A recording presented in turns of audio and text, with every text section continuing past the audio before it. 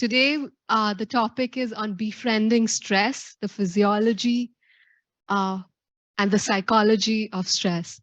And let me introduce our speakers. Many of you, of course, know Celeste already, but for a quick introduction, Celeste is the program director of physiology at Medicine, Dentistry and Pharmacy. And she's also leads a lab on cancer research. And she's been involved in emotional well-being. She's a trained mindfulness-based cognitive therapist from the UK. And joining Celeste is Dr. Virginia. Hello. She's recording in progress. She was a physician and now she's a full-time mindfulness-based cognitive therapist, psychotherapist, and a meditation teacher. So we welcome both the speakers. Thank you so much for coming here and giving us this talk and hopefully helping us all de-stress along the way. Thank you so much. Thank you very much, Ira. I'm very happy to see all of you, both in person as well as everyone who's joining us online today. So we hope that we will have we're going to take you through some experiential sessions. So we hope to actually learn together. And I would actually dive right into the first experiential session, which is to invite everyone now to actually just sit comfortably wherever you are. Take a few deep breaths. And then recall a pleasant event in the past. And whilst you're doing that, also inviting you to note down what goes through your mind as you recall this pleasant event. How do you feel? What kind of emotions are surfacing as you recall this event? And also tune into your body. Is anything happening to your body when you recall this event? Any physical sensations? Right, and just taking a mental note of all that, as well as feeling within yourself the emotions, as well as the body sensations.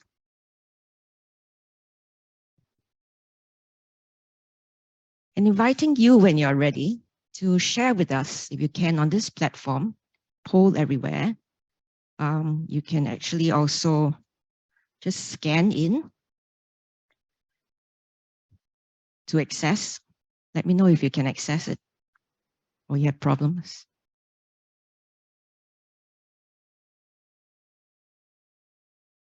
And for those of you who have joined us online, if at any point of time there's difficulty accessing the seminar, please do just unmute yourself and let us know.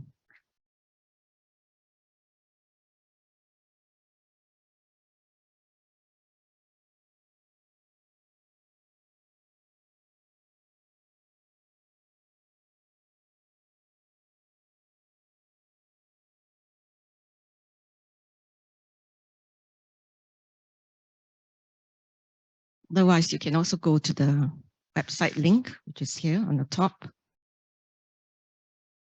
Okay, so I see a couple of sharing coming back in.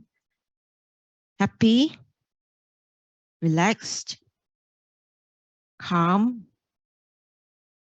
good, peaceful, comfort,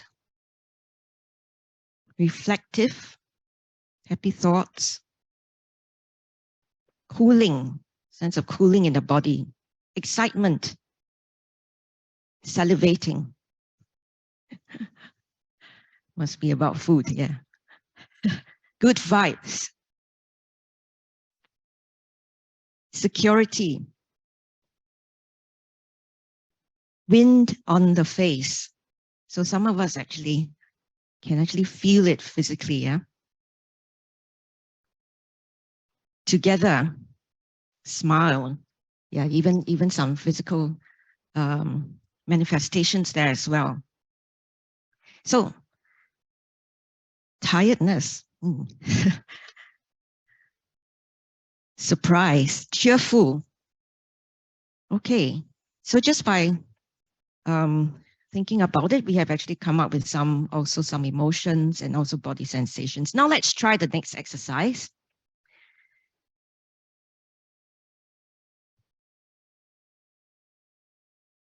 Think about a stressful event in the past. Sorry, I think the slide is not showing very well, but basically now doing the same thing, just sitting back and thinking about a stressful event that happened in the past, maybe something that's not too terribly stressful for today. Yeah, just mildly stressful. And again, doing the same exercise, what goes through your mind? How are you feeling? How is the body reacting?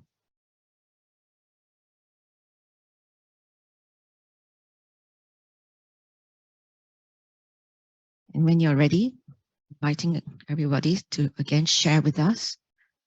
Let me get the QR code again for those who have just joined us.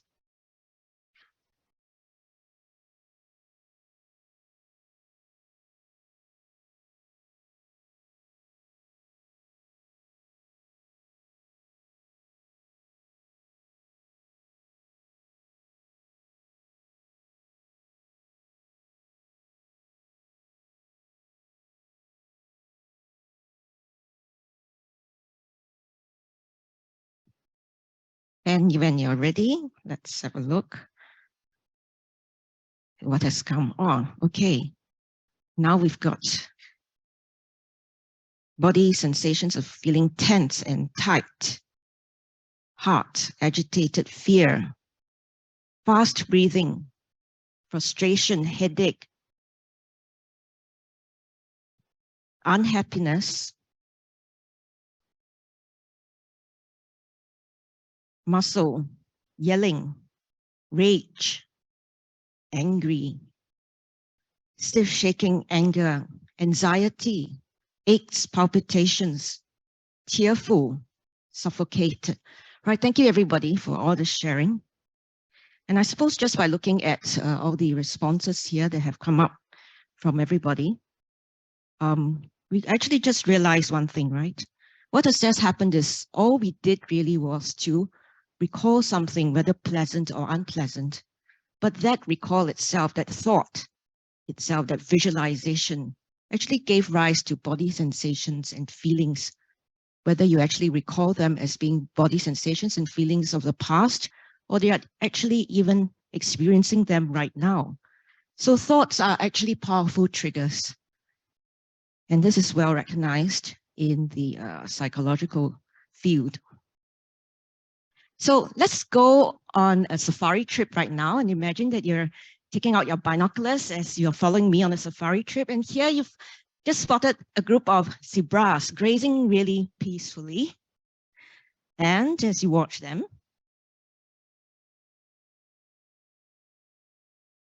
thanks. As you watch them, suddenly you find that they are picking up their ears and their fur is standing up. They're getting more alert, right? And you keep watching through your binoculars. And then they start running. And it's like, why? Why are they running? Ah, you see, actually there's a tiger out there and it's chasing them. And it chases and chases and it runs. They run and run, right? And unfortunately, the tiger gets hold of one of them. And the tiger then leaves. And what happens to the zebras? They go back to their peaceful grazing again. But what if the zebras could not get the tiger out of their heads? They would be stuck in a state of running, terror, right? If they could not get the tiger out of their heads. And this is what happens to us human beings. Even when the threat has gone past, we can't get the tiger out of our heads quite often. The threat is still there with us. And therefore, we respond with stress reactions, which is basically the mind and emotions and the body preparing us for fight, flight, or freezing. And again, because we can't get rid of that tiger in our heads, therefore, actually, thoughts are very powerful stimuli that continue to elicit and maintain these stress responses.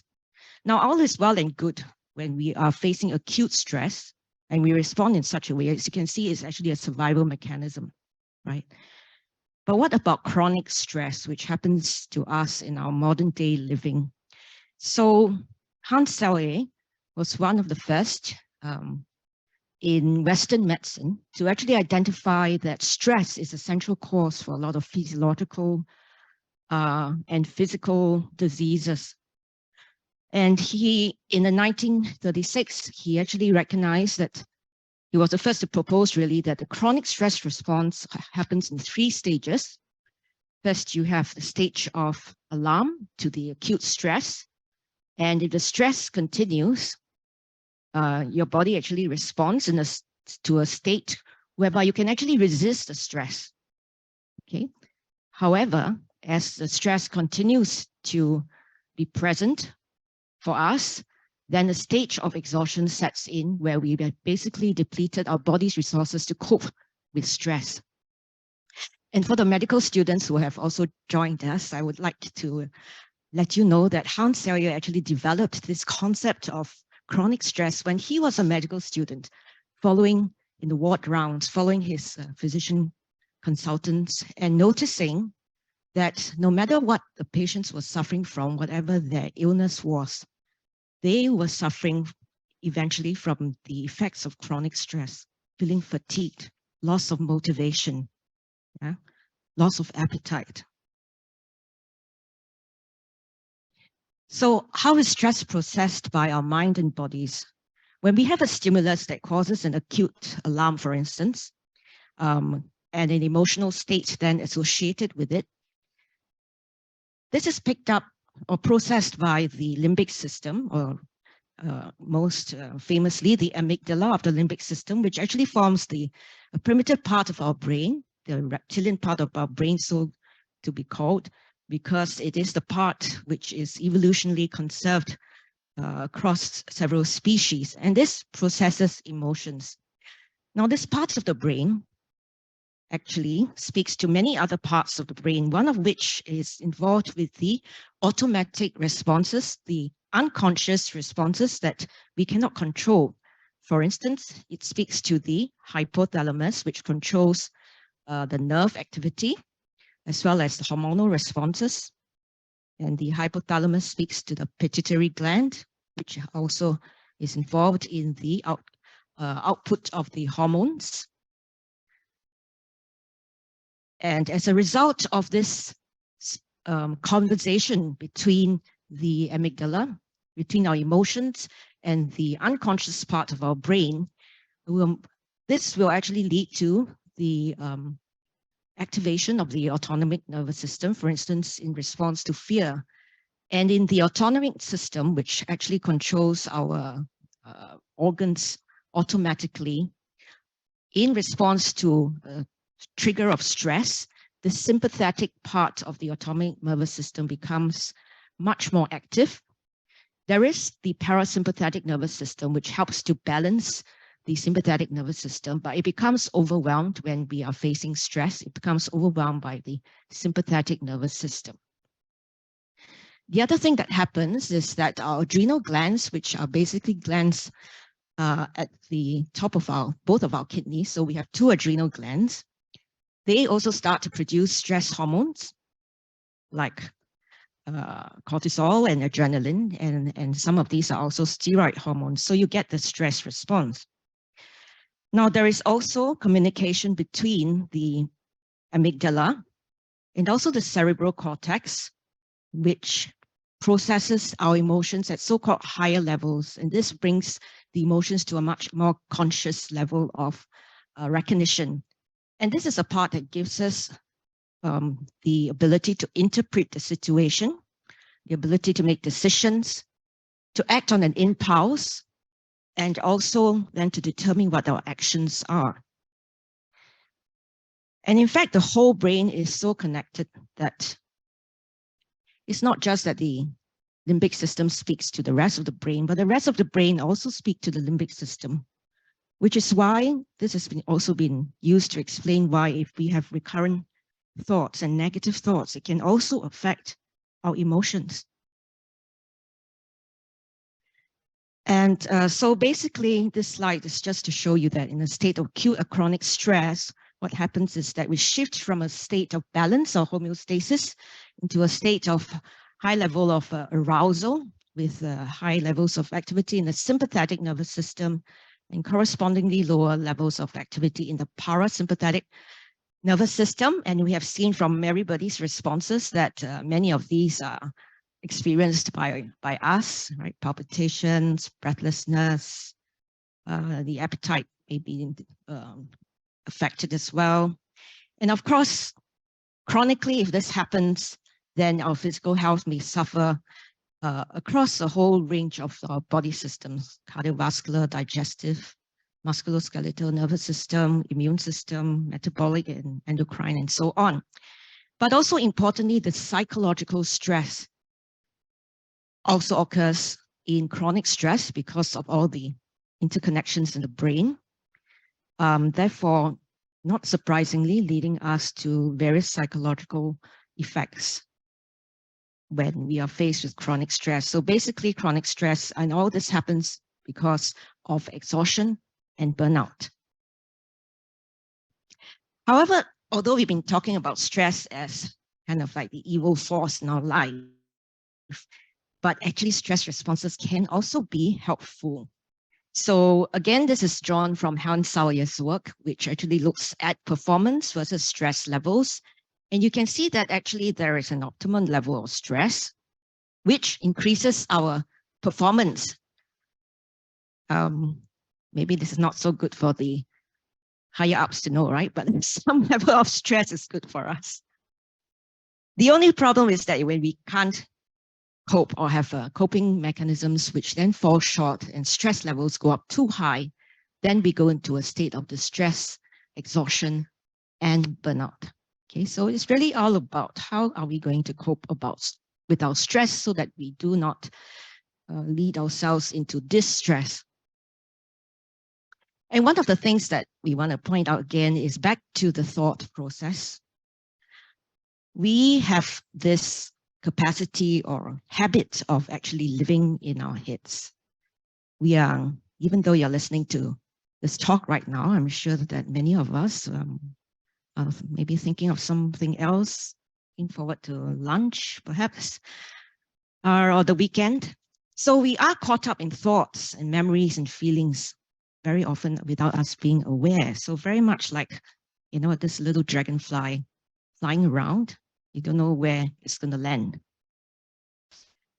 The problem is that if we have an automatic pilot of negative thoughts and what we call ruminations, I'm not good. Oh gosh, you know, what a bad day this is. Then what will happen is that whatever we are feeling right now, whatever low moods that we have right now, the worries and expectations, those are going to be accentuated and leading to increased anxiety, sadness, or agitation.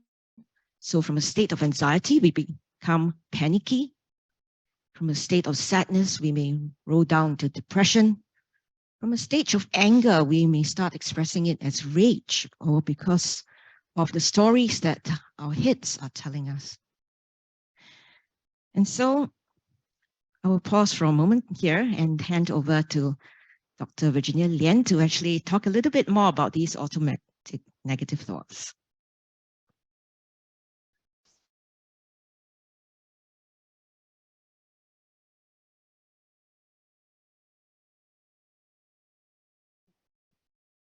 All right. Thank you, Celeste.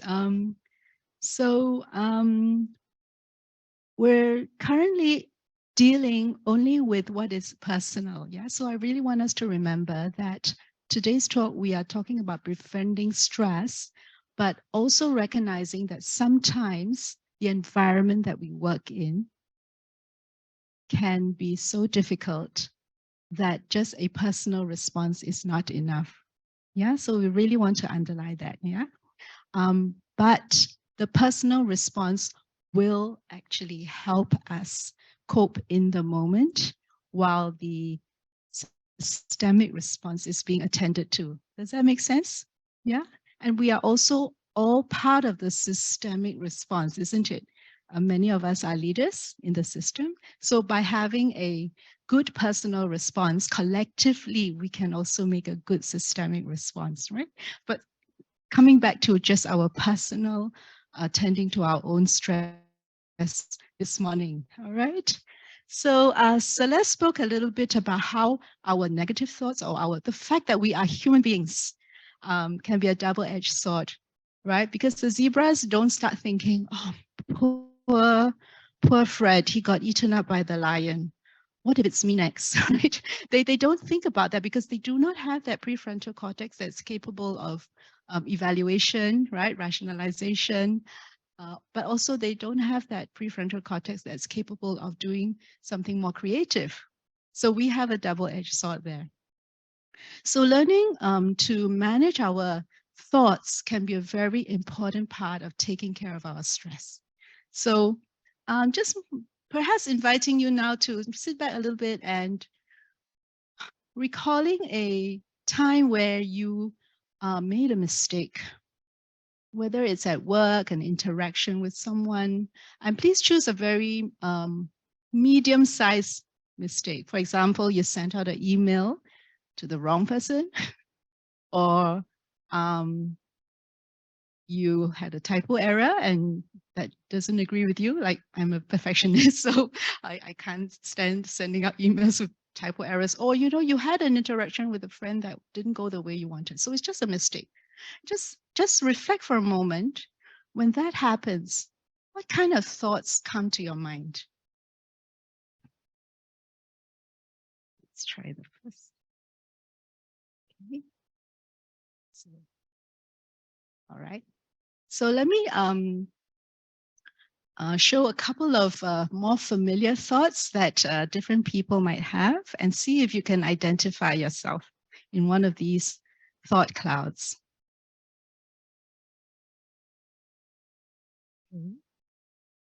That's kind of labeling, right? I'm so dumb. And there's one end over there.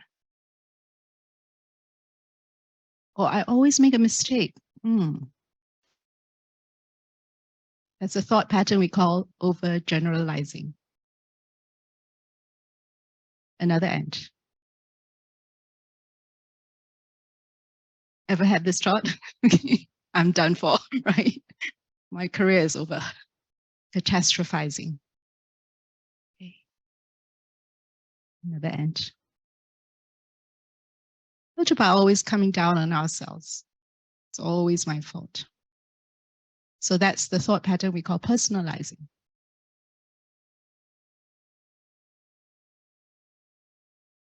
Or really only be able to see at what has gone wrong and not what is still going right.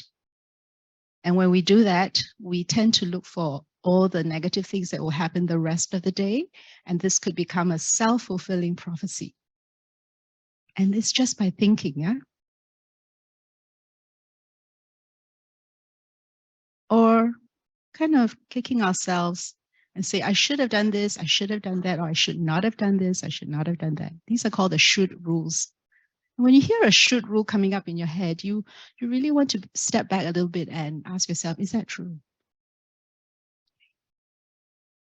So when we have a negative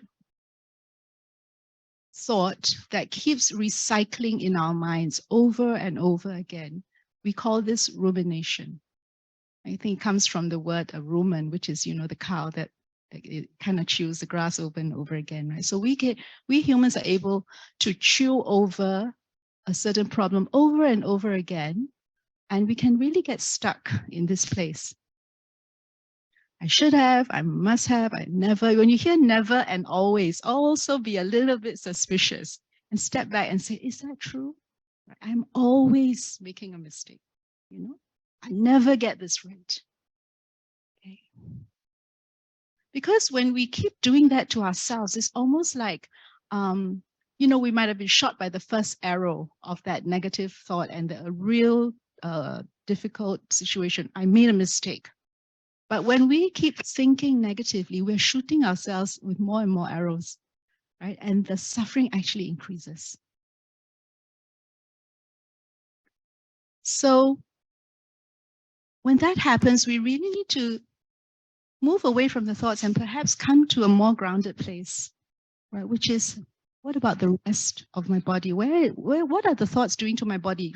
We have shown in the poll, right, just now, when we just suggested remembering a unpleasant event. I was surprised that the speed at which the response came from the group, it was so much faster than when you were recalling a pleasant event, right? And I don't think it's just because you were used to the poll, you know?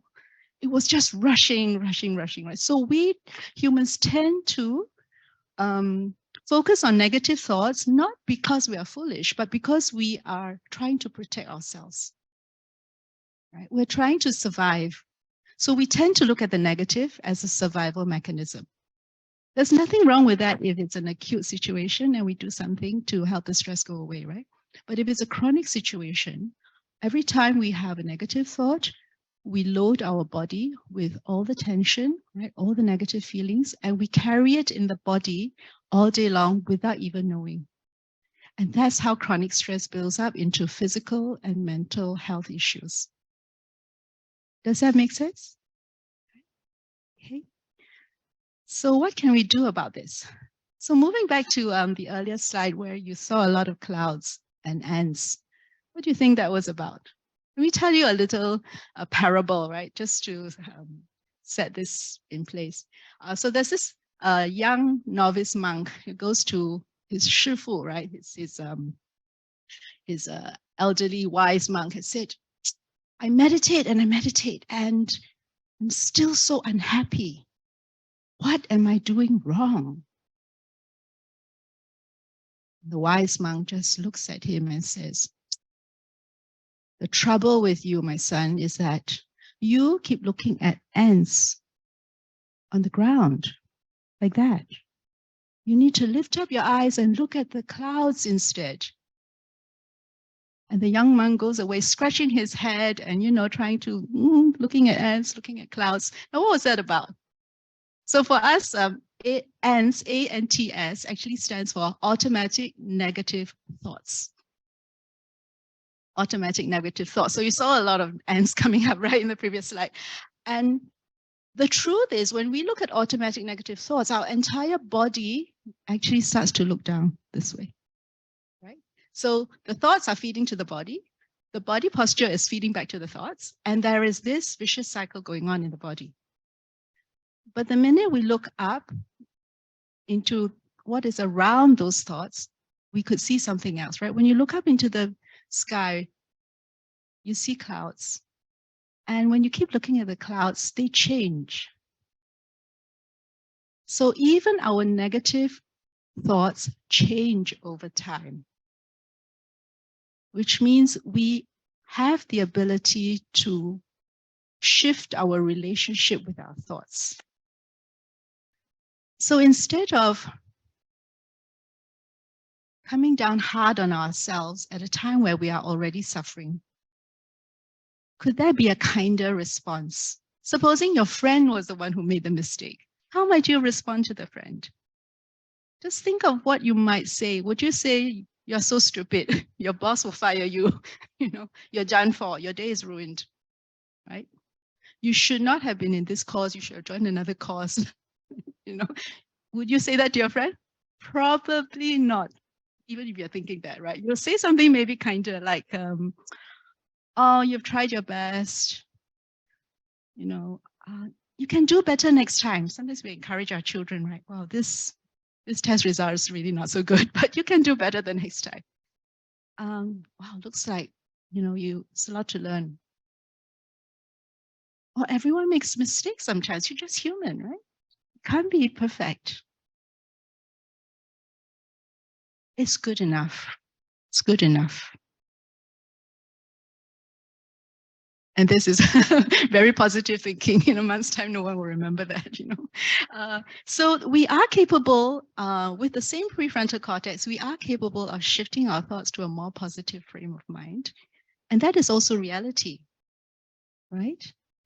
So redirecting the automatic negative thoughts. So next time you see some ants crawling around, remember, just lift your gaze and look up at the sky. It might change things around for you.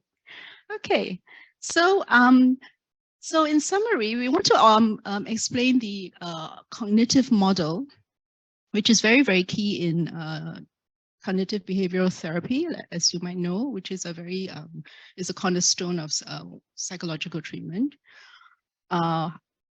The cognitive model helps us understand how the thoughts, body, feelings, and behavior all interact. One affects the other. For example, if you wake up tired in the morning, yeah, it's Monday, long week ahead. You start to feel down. Oh no. So you feel moody. How's that going to affect the thoughts? You might think, it's going to be a bad day. And then how's it going to affect your behavior? You might say, oh no, right? You kind of already start withdrawing when you're getting out of bed, anticipating the week. Conversely, maybe it's a Saturday or a Sunday, and you wake up feeling upbeat. Oh, yes, I'm going to have a great day. And your body starts to feel more energetic already just from that thought. And with that, you look forward to your day and you participate actively. So we actually have some choice over how we direct our thoughts, if only if we are aware. If we're not aware, then it becomes automatic, and then all our habits will take over. So if you tend to be pessimistic, the thoughts tend to be more on the negative side, right? If you tend to be more optimistic, perhaps you can reframe it and always see the silver lining in every problem.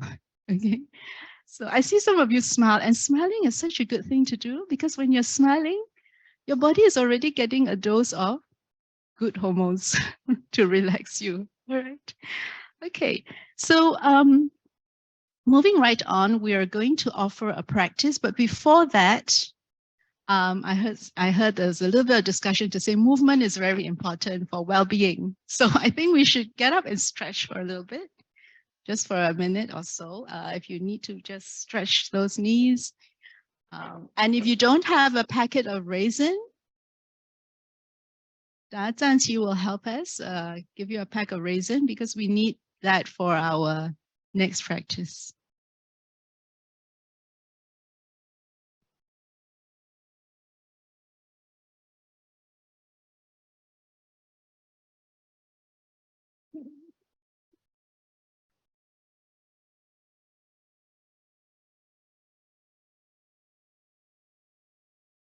Okay.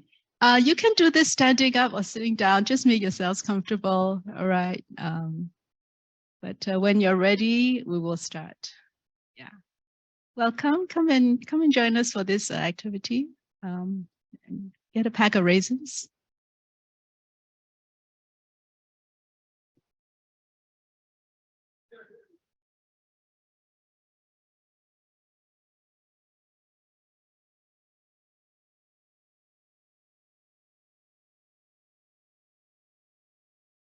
Okay. If you're very hungry, it's fine, just start eating. But we will take you through a much slower process, because this is what we're going to do. We are actually going to start training our senses, our attention, to slow it down.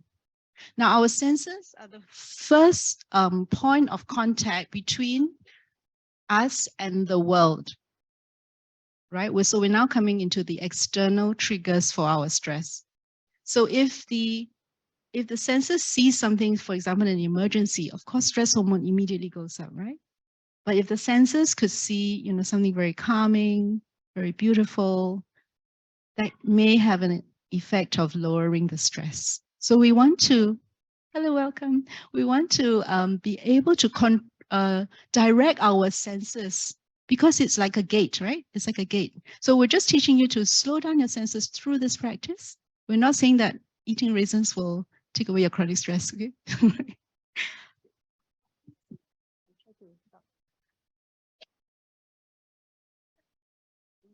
Okay, so Celeste will demonstrate while I speak. Yeah. So opening your packet of raisins, once again, if you've already opened it, and taking out just one raisin. If you don't have a packet of raisins, please raise your hand and we can just pass you one. Yeah. And for those who are online with us, if you have a little snack somewhere close by, okay, or even a drink, and you can try and follow the steps.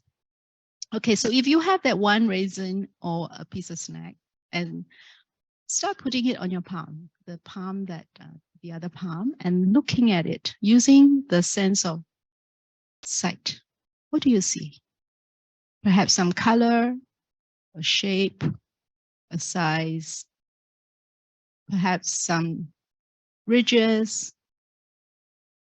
Okay, maybe even turning it over to see if the other side looks the same or different. Right. And then seeing perhaps how the light might be falling on the raisin. There might be shiny bits, and there might be bits that are casting a shadow.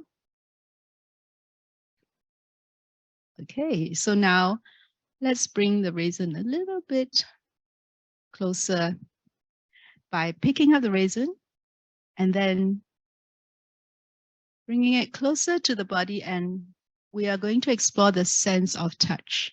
So you might want to just gently touch the raisin along the side of your lips.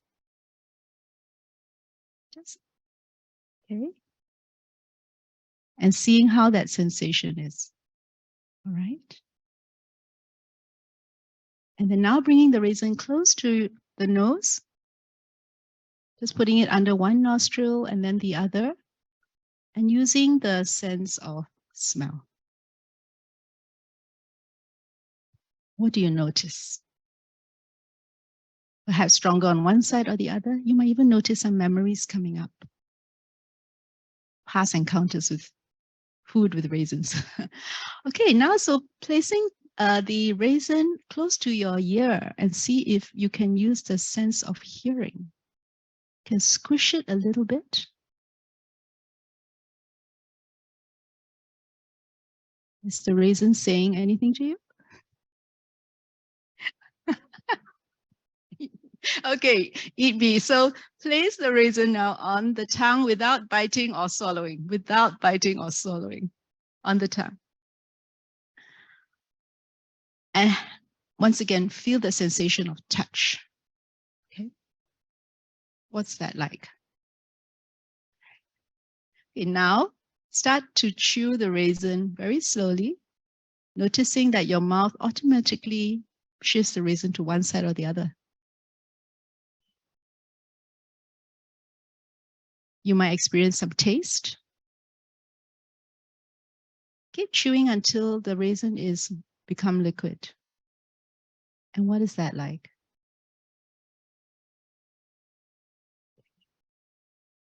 Now, when you're ready and you want to swallow, take note of that intention and follow the action of swallowing, right? The raisin goes back to the throat and starts to disappear.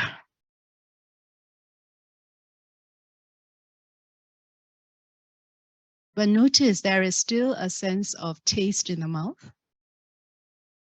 Notice there might be salivation still. And maybe your tongue is doing a cleanup job. Okay.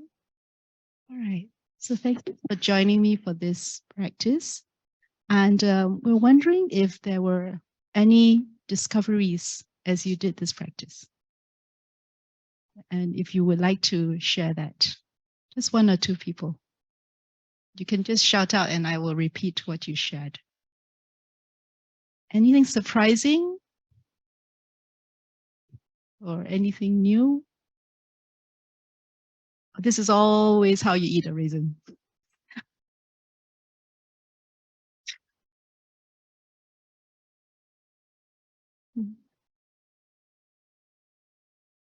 Yeah, didn't know that my tongue would push a raisin to one side before I chew, right?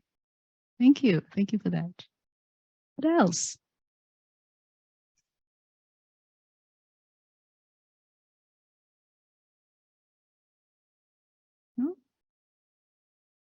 Did anyone listen to a raisin before?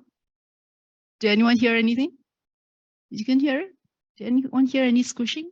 Squished it?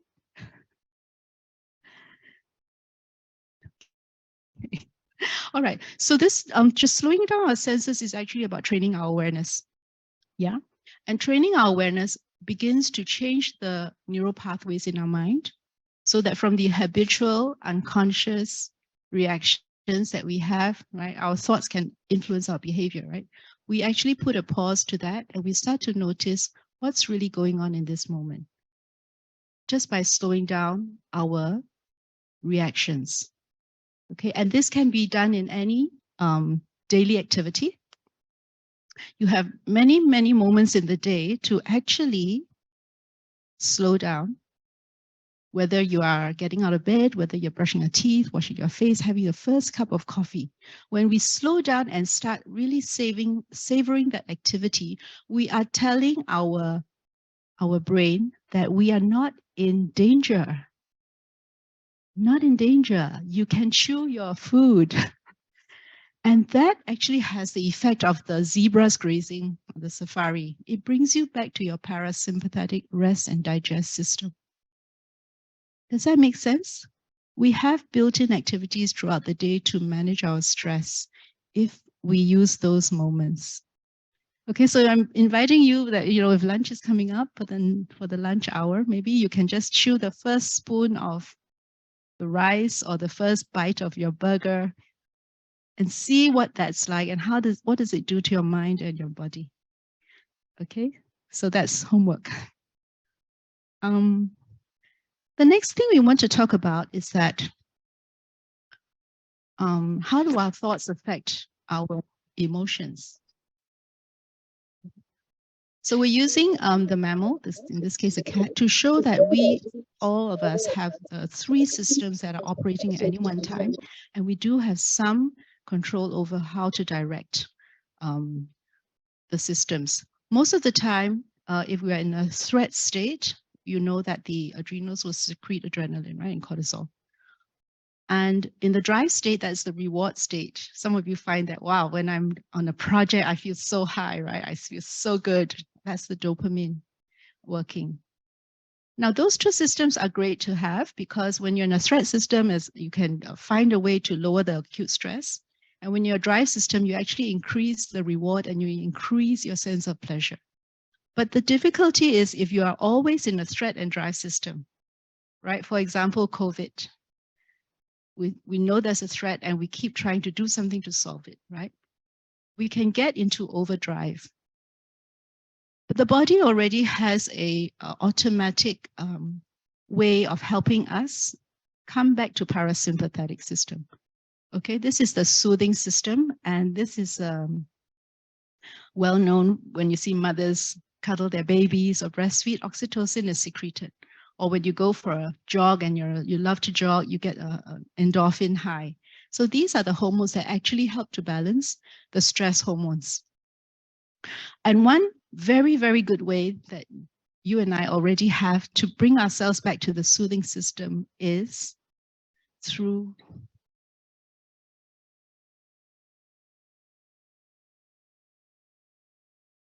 this amazing friend.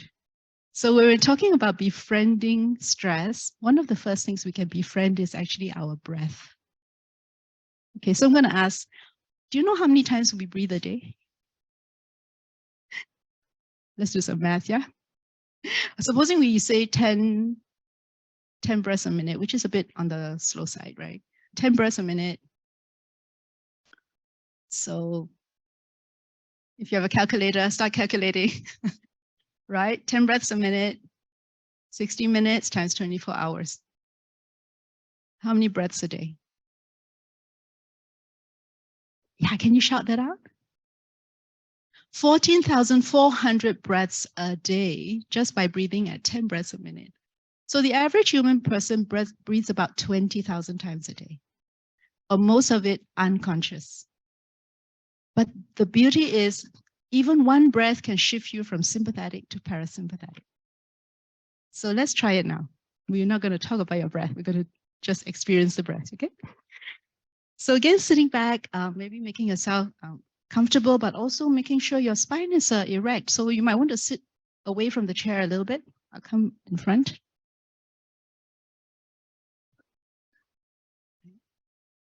And start by noticing your posture. It's easier to breathe when the chest is open, right? And the spine is erect. And if your feet are on the ground, if your legs are crossed, maybe uncross them and really sense the soles of the feet on the ground. Okay. And now just simply tune into the breath that's coming in and out of your nostrils.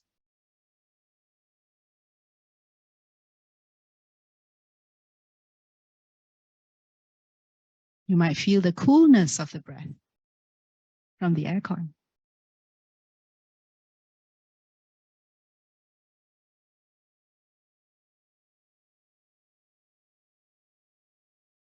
And if you continue noticing the breath moving down to your chest, you might notice your chest rising and falling. You could place a hand on your chest to feel the movements of the breath.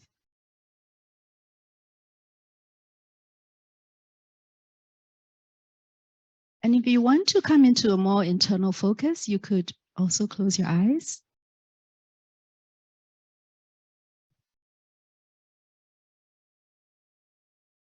And you know that as the breath fills our lungs, it pushes down the diaphragm, right? So you might feel the tummy, the abdomen, also rising and falling when the diaphragm pushes down. So you might want to put a hand on your tummy to feel the movements of the breath.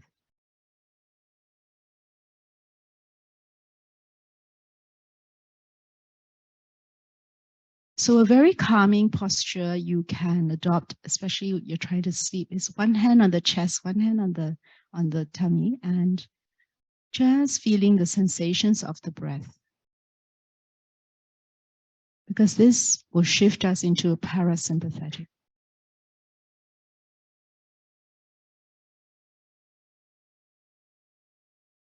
Now, keeping in mind that for some of us, the breath is not the most comfortable thing. And if that's your experience, stay with the movements of the breath or stay with the grounding of the feet.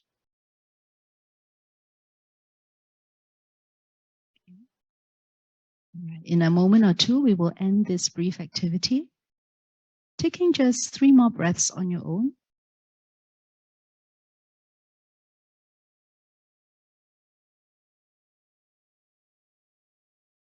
And then coming back into the present with others in the room and opening your eyes if they have been closed.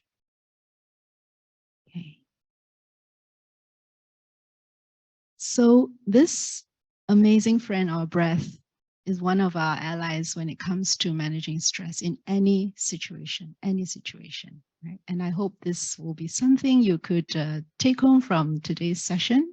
You just need 3 breaths at any moment, and it can become second nature because it will start to rewire our neural pathways and create what we call neuroplasticity, right? So your automatic reaction to stress could become breathing to soothe the system rather than more thinking and more panic, right? And it is a practice that we have to get used to.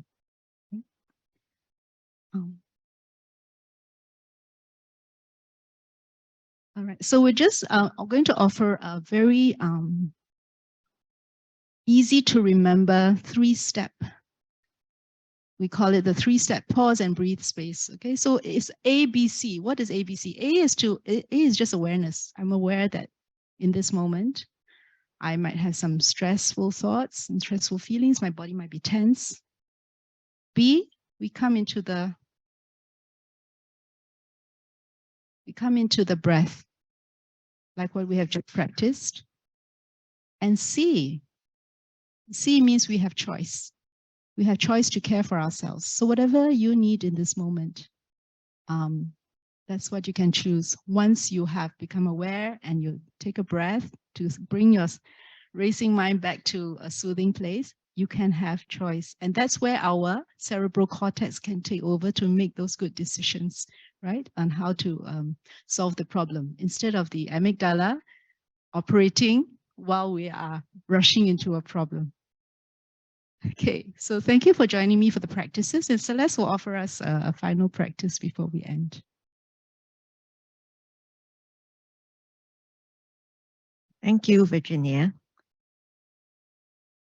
So the final practice really is a practice of gratitude.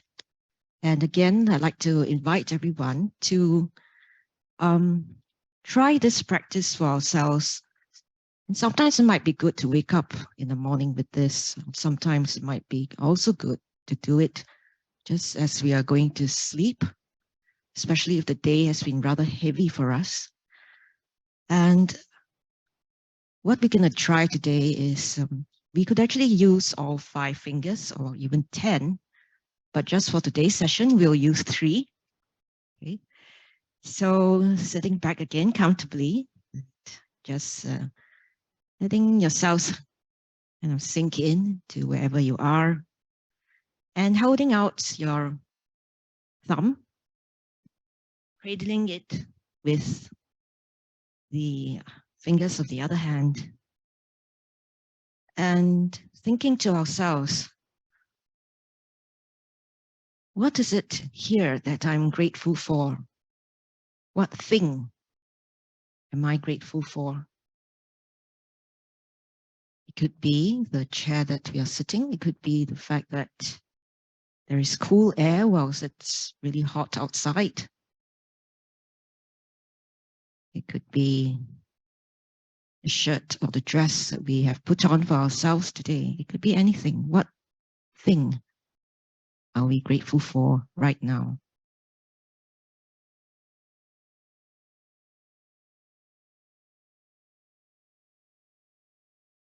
And holding that thought in your mind, moving on now to the second finger and cradling it again. Who in my life am I grateful for right now? Who in my life am I grateful for right now?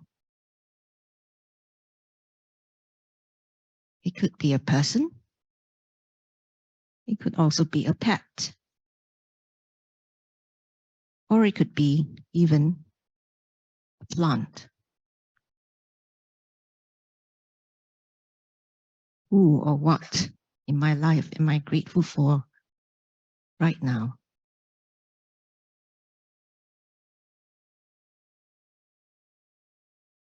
And now moving on to the third finger, and again, gently cradling it.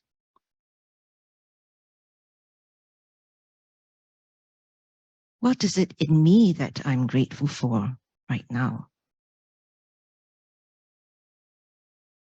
What is it about myself that I'm grateful for right now?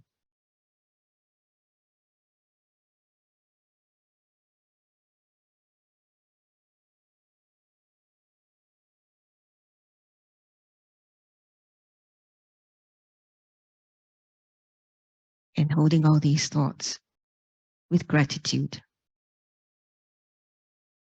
And when you're ready again, opening your eyes if you've had them closed and coming back to the room. And so this is actually a useful exercise to have as a daily practice, really, in order to actually help us to shift again from our tendency to focus on things that have gone wrong in the day, things that we wish could have been better, to actually now focus on actually what was right for us, and to be thankful for that.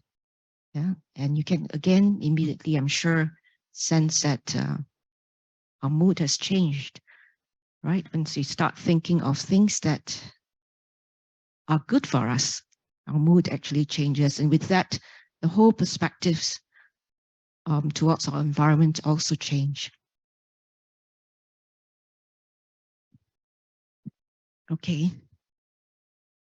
So this is just a group of resources that you might like to go back and maybe read a bit more for those of you who are interested. Many of our practices today are actually from the mindfulness-based cognitive therapy run by the University of Oxford. They have also merged the mindfulness with the cognitive behavioral therapy. And some of these are also can be found in the mindfulness-based stress reduction, which was set up by Professor John Kabat-Zinn at the University of Massachusetts Center for Mindfulness. And he initially used his program to help people with chronic stress and chronic pain. There is also a very useful book that you can find. I think you can find it online. You can get it at the Takashimaya bookstore, Kinokuniya as well, and which gives you a week-by-week framework for you to actually follow if you're interested. How do we actually cope with finding peace in a frantic world? And I'll leave you with a short note on a little bit of a summary of what we have covered today in a sense.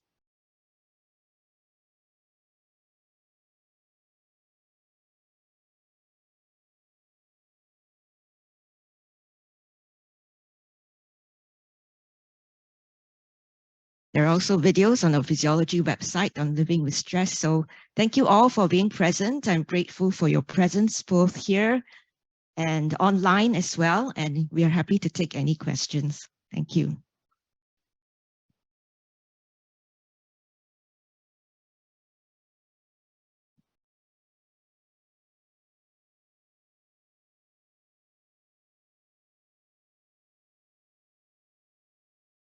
Any questions?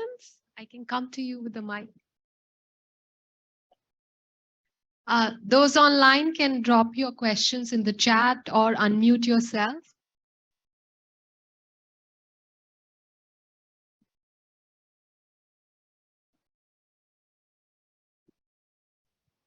Thanks, Virginia and Celeste, for the very insightful and helpful, practical talk.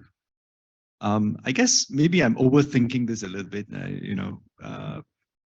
but what I've always been, I know that say slowing down and breathing lowers heart rate, lowers stress. But because we are in physiology, I'm just wondering, are there studies which have shown, like, how this actually happens? How can mindful breathing or slowing down breathing actually activate the parasympathetic system rather than, the sympathetic? That's one question. And maybe you take that question first, and then I have another question about slowing down. Thanks.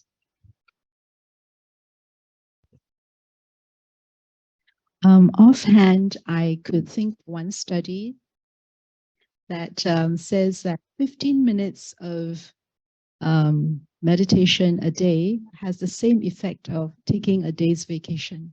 So you can Google that, because they measured heart rate, stress response, they measured several things has to do with stress, and they were surprised. 15 minutes a day can actually equal a day.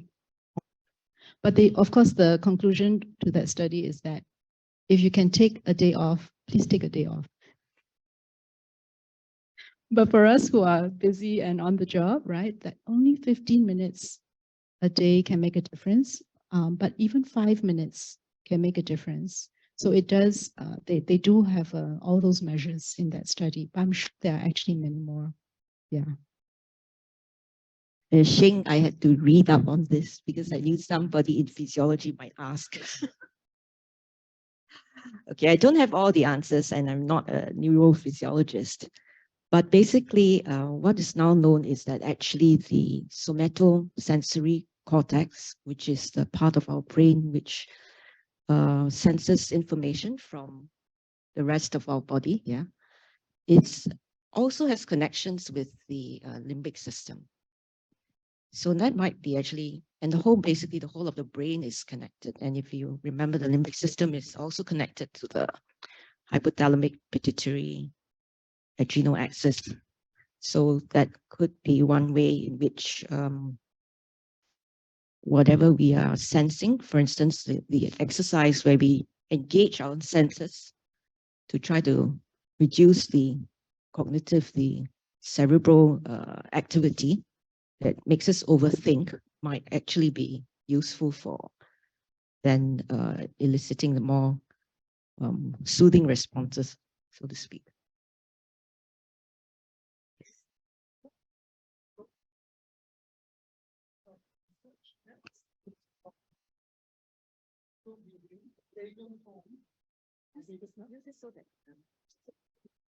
There are studies, there are quite a lot of studies on slow breathing and our vagus nerve, our vagal tone and the parasympathetic, as well as the heart rate variability.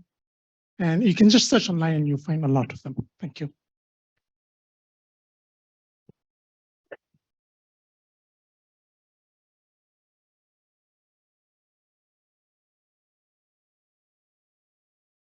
Any other questions?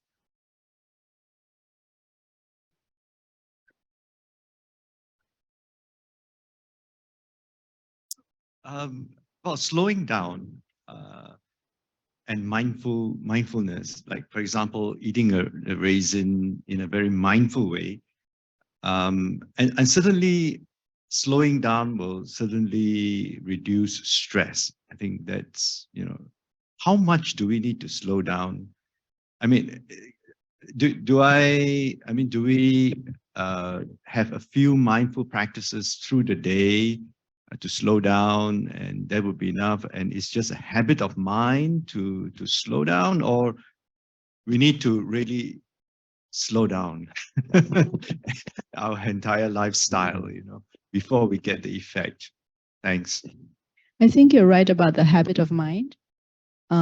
Because even starting with 5 minutes a day, it can translate into almost having a choice, right? You have a fork in the road. Do I take left or right? Our minds are used to taking the thinking and doing response without realizing we are causing more stress to our bodies. So once we come back to the body through breath practice, movement practice, and you can join us for a 6-week course if you like to experience that. But it becomes, then we can have a choice when we come to a fork in the road. We start to build new neural pathways. So I don't always have to take the left. I know I have an option to take the right. So when I'm habitually able to choose consciously, then throughout the day, I actually have many, many more choices to balance my system. I give an example. It's a personal example. I had done a bit of breath practice, a bit of yoga practice, not a very diligent student. But when I landed in hospital with serious burns 10 years ago, I knew I was done for. I was like, oh my God, this is bad. But immediately my breath kicked in. Right? My breath just kicked in, and the gentle movements that I needed to do to calm my body, it just kicked in. And then of course, when I kept practicing that throughout the year-long recovery, it really became second nature. So much so that right now when there is a difficult event that happens, the tendency to choose a different path is higher than before. So there definitely the neural pathways open up to give us more choice. Yeah. So on that note, I also would like to add that we didn't have time to go through one more model, but this is actually the model of what we call the exhaustion funnel, which is the fact that many of us in our daily lives, the more stressful the day is, the more likely we are to actually drop the activities that end up giving us the energy and the nourishment, the activities that actually give us, the spirit to move on. And instead, we would color the day and populate the day with basically all the activities that deplete our energy resources, right? and therefore we go down into the exhaustion funnel. So it is actually really important to note that the more we feel stressed, the more we actively build in time. It doesn't have to be a long time. That maybe if you used to go for an hour's walk and you can't afford it in a day at all now, maybe you just go for a 10-minute or 15-minute walk. Just that little bit of something that helps us to regain our energy so that we do not exhaust and deplete our resources. I think that's quite important for us to remember. Any other questions? On chat. Hu Hun Yang on chat says, thank you for this really helpful session. Knowing these practices intellectually is one thing, but I will need to remind myself to actively do them. Once again, I'm grateful for your sharing. Thank you so much. Maybe any tips on how we can actually remember to do that? What are your ways of remembering to do that? I would strongly recommend that you come to one of our 6-week courses, because we learn as a community and we actually share our practices and we encourage one another. And it takes a couple of weeks to build up even a new neural pathway. So a day, even we can't even do it in a day, right? Because we need time for that. Just like a plant growing, right? So today is really just planting a seed. The readings, of course, will give you a lot of information, and the book that Celeste recommended, Finding Peace in a Frantic World, if you want to do it yourself, it can be done. There are audio recordings you can actually listen to. They're only 8 minutes long. So that's a good resource. But coming to one of the courses, we could see people change over 6 weeks. They actually reported benefits. And then they know they can do it on their own, having learned how to do it with a group. So hope to see some of you.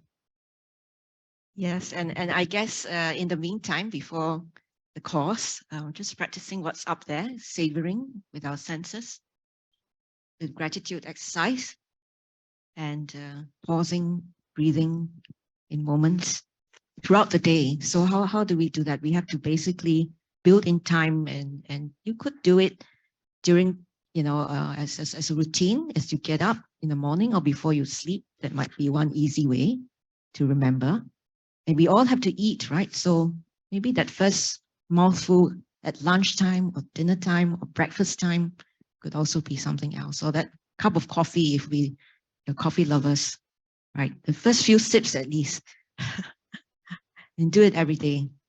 And as Virginia mentioned, it really takes time, and we actually need to practice. Thanks. Just to say that I'm really not a diehard, meditator, but I meditate with my morning tea, and that makes me sit still and look forward to it. And then I take my breath as I'm drinking the lovely hot tea.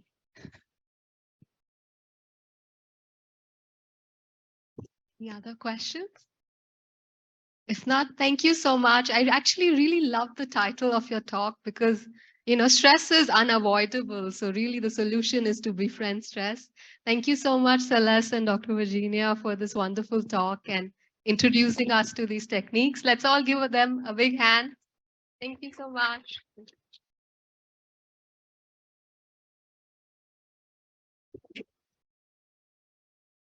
Thanks also to